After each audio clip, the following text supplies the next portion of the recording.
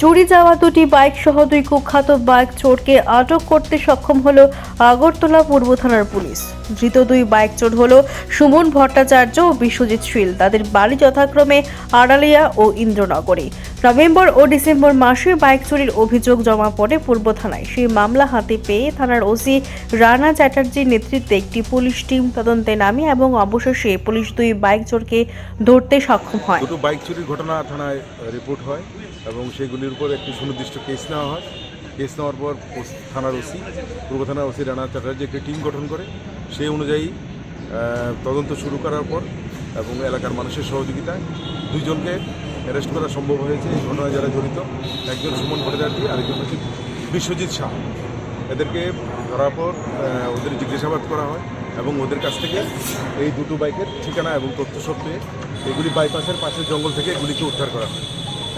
কবে হারানো গিয়েছিল? একটা নভেম্বর মাসে, একটা ডিসেম্বর, এই মাসে আজকে পাওয়া গিয়েছিল। আজকে পাওয়া গেছে। এখন এদেরকে আমরা কোর্টে পাঠাচ্ছি। সুনির্দিষ্ট কেস নেওয়া হয়েছে, রিমান্ডে ওদেরকে জিজ্ঞাসাবাদ করা হবে। বাকি যারা দুই তিনজন আরও ইনভলভ আছে ওদেরকে অ্যারেস্ট করা হবে। স্যার, বাইকটি কোন জায়গায় মালিক তার আগে জানা? একজন হচ্ছে নতুন পল্লী ধলেশ্বর, আরেকজন হচ্ছে বনকুমারের। কোন জায়গা থেকে চুরি হয়েছিল কিছু বলে? এদের বাড়ি বাড়ি থেকে